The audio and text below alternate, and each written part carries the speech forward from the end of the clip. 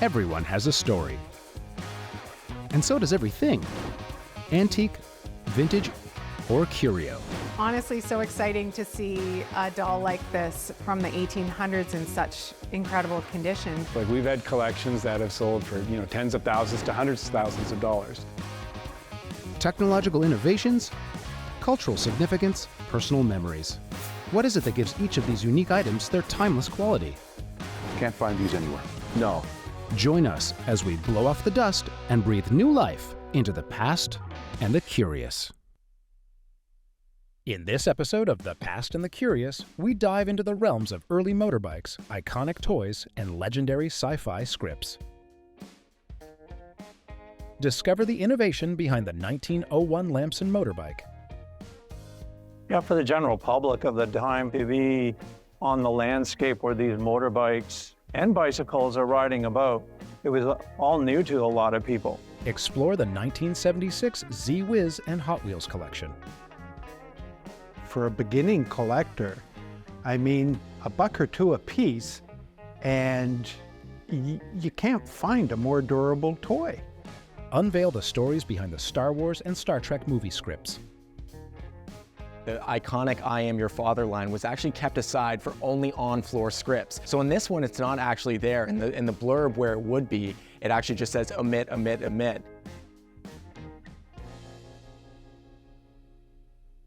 My name is Rick Wolf. I thought it was engaging and inspirational to get the public involved visually with what I collect. I started collecting at the age of 14. I found my first antique motorcycle between two houses in East London, Ontario. And it evolved from there. I eat, sleep, and dream motorcycle. In the late 19th century, amidst the fervor of industrialization, inventor Florian Ernest Lamson emerged as an enigmatic figure in mechanics and transportation. Born in 1860, Lamson's life was shrouded in mystery, yet his passion for motors was unmistakable. From his repair shop in Abington, Massachusetts, Lamson tinkered with machines, embodying the era's ethos of innovation. His 1902 Lamson motorbike exemplified his genius and vision. As Lamson's motorbike rolled onto the scene, it captured imaginations, heralding a new era of personal transportation. Even today, Harley-Davidson, which produced its first motorcycle in 1903, is a testament to the influence and longevity of Lamson's original motorbike design, which served as a precursor to all future motorcycle development. The Lamson motorbike wasn't just a mode of travel, it was a symbol of progress, promising speed, convenience, and a glimpse into the future. Rick, thank you so much for coming in today. Please tell me, what am I looking at here? You're looking at a Lamson motorcycle made in Abington, Mass. by Ernest Lamson.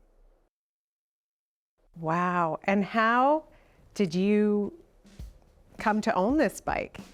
While at a dinner engagement in New York State with a good friend who was a motorcycle collector, he had the motor from this bike in his possession. Jim and I worked out a deal. I acquired the engine.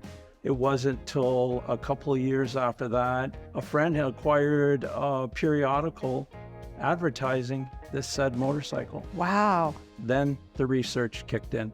10 years of research, finding where it came from, its birthright, who invented it, and it took quite a bit. From the leather seat to the beautiful wooden handlebars and the little stopwatch here, it's truly a perfect example of a motorbike from its time. Rick, looking at this, you can really see that it started as a form of a bicycle and moved into a motorbike. Can you tell me about the transition? From the early days of bicycle racing on the velodrome with the board track, Hedstrom and Hindy had these pacing motorcycles in front of the bicycles. Oscar Hedstrom took one of those pacing motorcycles and said, instead of riding it around the board track, I'm going to take it out for a ride on the country road. They developed one of the early motorcycles. Yeah, for the general public of the time in 1900, to be on the landscape where these motorbikes and bicycles are riding about, it was all new to a lot of people. At the time this bike came out, there weren't many automobiles on the road. So imagine riding your horse-drawn carriage down the street and seeing some guy ripping by on a motorbike. Like, your mind would just be blown. Just looking at this, you can really see the technological development. You can see how it turned from a bike to a motorbike, which is pretty cool. So Rick, what is it about the motor that you purchased that really stands out about the Lamson? I think the uniqueness of it would be entailed to the carburation. The carburetor is not actually the carburetor, but a mixer. And where your regular carburetors on future motorcycles and automobiles use a flotation device to administer the fuel to the combustion chamber, where this administers vapor. As a collector of these, they're very desirable. Rarity really deems what a collector wants. The more rare the machine, the more desirable it becomes. This bike being the only one known, it makes it awful desirable. Rick, what kind of an impact did Lamson have on the motorbike industry? I think he played a small part, but a significant part. Bigger industries like Indian, Harley, and the like kind of overwhelmed the whole stage of playing along with the engineering of this. I'd say he made a very limited impact. With so little time on the market, how challenging was it for you to take a piece like this and restore it so well? Well, initially, before I do any restoration on any subsequent thing in my collection, the research has to be there. And that's what I educate a lot of collectors. Research what you have first before you dive in, because it's all about the interpretation. How does it make you feel when you look at this bike that you poured 10 years of your life into? I'm very pleased. I'm very, very pleased the way it turned out. And all that hard work is paid off. As example, we're here today showcasing it. And it's been showcased in so many places, and it's been enjoyed by the public. Thank you so much for bringing this bike in today, Rick. Please tell me, what is your plan with it going forward? Oh, to exhibit more. Show it to the public, get them engaged with it, answer questions, and just have fun. Do you think you'd ever part with it? In my dead hands. Okay. Now, I would have absolutely no clue at all of the value of a piece like this, and you are absolutely the expert. So tell me, what would a bike like this go for nowadays? This motorcycle itself, I would say it's a six-figure motorcycle, being the only one. If this bike is running at around 6 figures, I'm going to guess you probably also put a lot of money into it yourself in restoration, not to mention the 10 years. I think it's valued very well. Rick, I really can't let you leave without me trying this. Do you mind? Go ahead. Woo! Seeing the Lamson motorbike today was so cool. It was an absolute work of art, and every little detail on it, from the wooden handlebars to the leather seat, were just so gorgeous. It was honestly like viewing a work of art. Everybody should collect something. It's fulfilling. You'll feel good afterwards, especially if you find that you're not spending a crazy amount of money on something to enjoy it. Up next, uncover more stories etched in time. Hot Wheels, they sell $1.2 billion worth of Hot Wheels annually.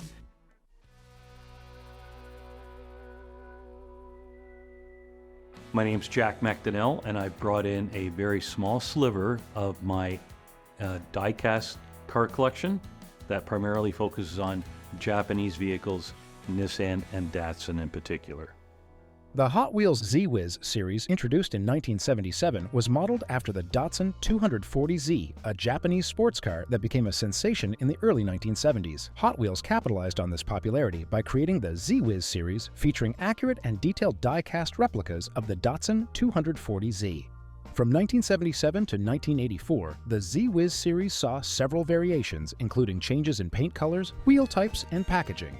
Collectors often seek out rare versions, such as those with specific paint colors or early production details. Hot Wheels Z-Wiz not only provided children with a miniature version of a beloved sports car, but also contributed to the brand's reputation for quality and innovation in toy design. The series remains a favorite among collectors and enthusiasts, symbolizing the intersection of automotive history and toy culture.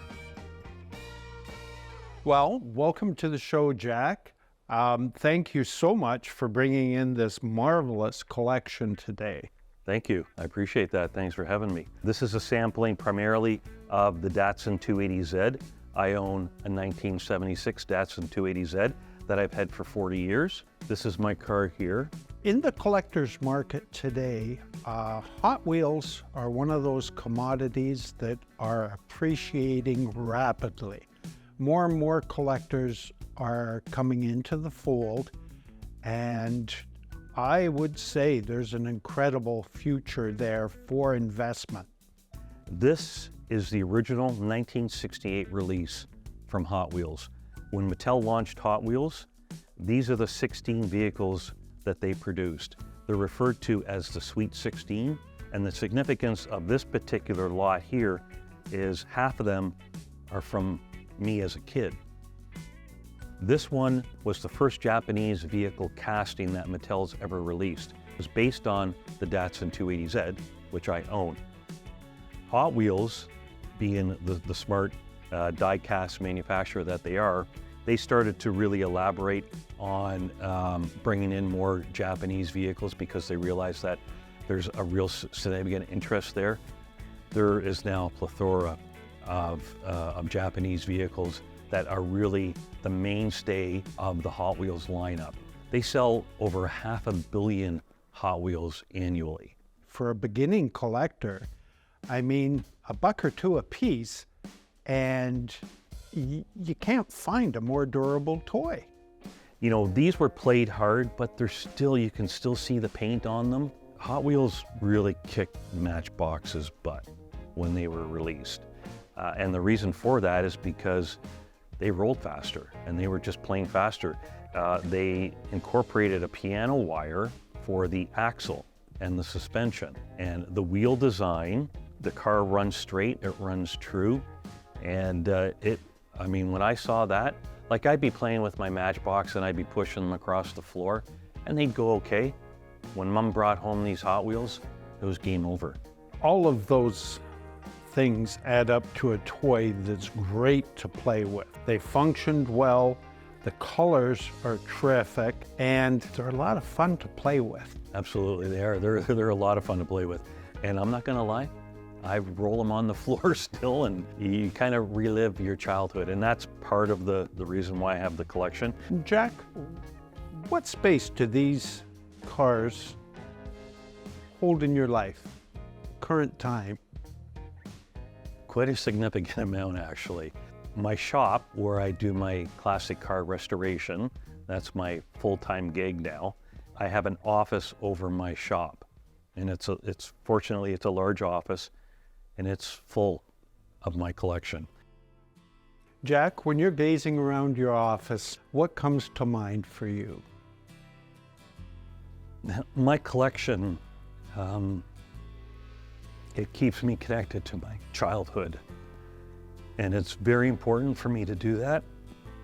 When I gaze at my collection, I see myself younger, my brother, who's now with me.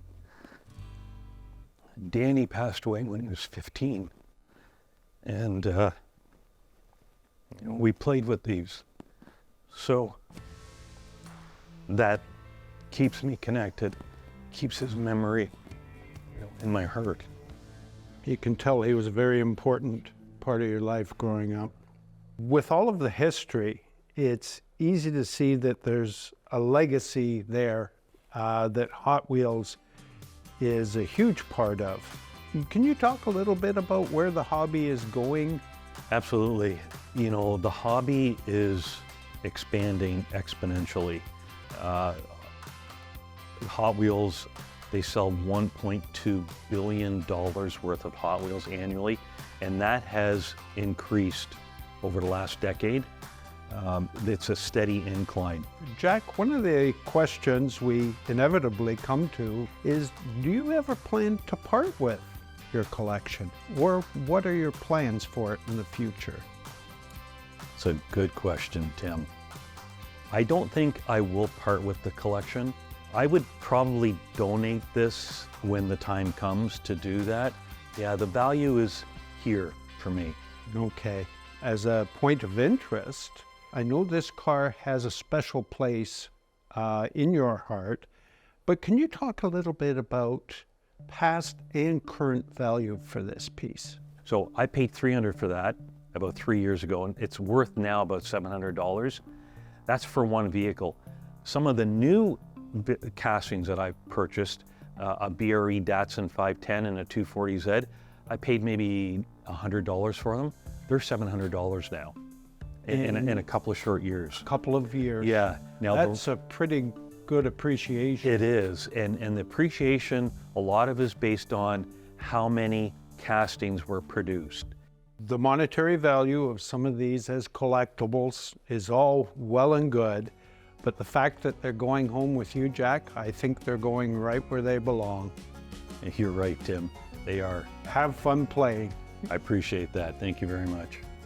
I think the one thing I take away from today and this experience is the level of passion that a collection can bring to somebody. Years and years of enjoyment. Jack is the perfect example of that. My collection represents me as an individual, what I like about my hobbies, what I like about my passion, what I like about doing day-to-day activities, my motorsport adventures. I think others should consider the same thing, and don't be afraid to tell others that you're a die-cast toy collector. It's okay.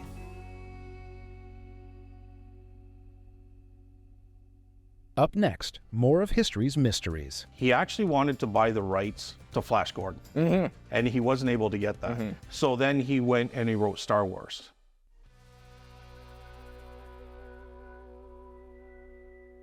My name is Jacob Chikeen, and today I brought in an original Empire Strikes Back movie script, as well as an original Star Trek episode script being Spock's Brain. I own a vintage toy store by the name of Chikeen Collectibles. And I met Dan at a local toy collectors con. Dan is a retired film producer in Toronto, and he worked on a number of phenomenal projects, and we grew close over time. He ended up gifting me the scripts. In the early 1970s, George Lucas began crafting a universe that would captivate millions. Inspired by mythology, sci-fi, and adventure serials, Lucas penned Star Wars, a story that harmonized classic archetypes with futuristic visions. With 20th Century Fox's backing, Star Wars developed from concept to reality, premiering in 1977 to monumental acclaim and reshaping cinema forever. The Empire Strikes Back deepened the narrative. Its script, a masterful blend of character development and cosmic drama, introduced complexities and emotional depth unseen in its predecessor. The storytelling evolved, portraying heroes and villains in shades of gray, challenging audiences' perceptions and setting a new standard for character arcs in science fiction. Its groundbreaking visual effects and storytelling techniques hinted at the future of high-concept cinema. Jacob, thanks for coming in today. Could you tell me what these scripts would have been used for?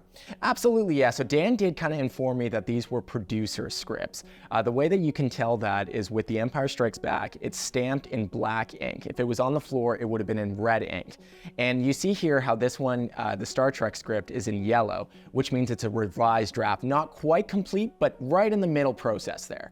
So if we look at this one first here, we can clearly see Gene Roddenberry. He was pretty much involved with almost all the Star Trek films, right from the original 3 seasons and then into where we got to feature films and more. That's correct, yeah. Gene Roddenberry was a very fascinating guy. He was way ahead of his time. He brought us a lot of liberal views that he held into his Star Trek episodes, and you can see that with the first interracial kiss. Star Trek, it actually had a lot of really important cultural significance in the late 60s. Obviously, there was a lot of tension with the Cold War and the Vietnam War, and this gave a really optimistic, futuristic view of what could happen with a happy ending. And this is something that people really took to around that time and really gauged and impacted the popularity of it. Then this one here, we got George Lucas. We all know about George Lucas. One of the things that I found interesting was that he actually wanted to buy the rights to Flash Gordon, and he wasn't able to get that. So then he went and he wrote Star Wars. So one of the interesting things to me was how they became successful in totally different ways. You have this one here, after 3 seasons, was considered a failure, and it was a while, years later, before it actually became popular. This one here, right out of the gates, although a big budget, made for a big screen, broke box office records right off the bat. One of my favorite things that I was told about this is that the iconic I Am Your Father line was actually kept aside for only on-floor scripts. So in this one, it's not actually there. In the blurb where it would be, it actually just says omit, omit, omit. And then it goes into Luke falling from that scene after he's kind of lost that battle. How they kept that secret, I just find that so interesting. For sure. Sci-fi was a massive part of my childhood. I loved everything from the colors to the aliens, and from then on, it influenced me entirely. So what do you think was so innovative about The Empire Strikes Back?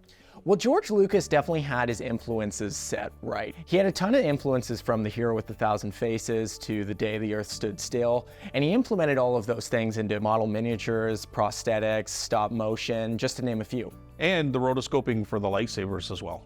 So what space do these occupy in your collection? My dad is actually one of my biggest influences in life, and he started me with both of these iconic sci-fi series, and I figured I would give these to my father for Christmas. Oh, very cool. So both of these have had incredible legacies. If we start with the Star Trek and we talk about how it influenced people and it eventually came feature films and spin-offs on TV shows, there's no doubt that that was very successful. This here is a whole different ballgame. And George Lucas eventually went on to sell the rights to this to Disney for $4 billion. So one of the things that make both of these timeless is how it relates to people, and it's good versus evil. You can go back to a Western, you can go to today's films, or you can go to futuristic films like this, and it's just people being people and good versus evil. So I know you're a bit of a collector yourself. I was just wondering, how rare are scripts like these, and have you ever seen anything like this before? Well, not with this type of provenance. Like, you can go online and you can get photocopies of scripts and it'll be the full thing and stuff. But you got the provenance here. From what I see here, although I'm not an authenticator, I mean, everything looks correct based on what you're saying. And as far as the condition's concerned, I've never seen them in this good a condition. What are the plans for these going forward? The plans for these are to put them back in my dad's collection, and every time I go to visit him, I'll get a great smile on my face of not only this interaction, but the interaction with Dan, giving that to him on Christmas morning, everything like that. It's just gonna give me endless happiness for the rest of my life. Do you think you would ever part with them? I don't believe so, no. I think that these just mean so much to me. I think that these tie in memories that I'll never be able to reciprocate. And for that, they're just far too important to me. So I would estimate the value of these to be this here, probably, I'm gonna give it a little bit wide range here, but a couple $100 up until maybe $800 in that range. As far as this is concerned, I think this is gonna be a little bit more valuable. If you were to get this authenticated with your provenance, I think we could be looking anywhere into the higher $100 range and even into the thousands. And if you were to get something like this authenticated again, put it into an auction setting, and you had two people that want it, the sky's the limit. Well, I really appreciate your time and looking at these things, but I think that I'm gonna take these guys back home, give them to my dad, and just get a little bundle of joy every time I look at them. And that's probably exactly where they need to be. Growing up in the 70s and kind of following Star Wars and where it's gone today, it's really become a cultural phenomenon. And to see these things today was just really inspiring. I hope after this, people revisit the movie The Empire Strikes Back, or even some of the original episodes in the Star Trek series, and just kind of see the influence that it still has today.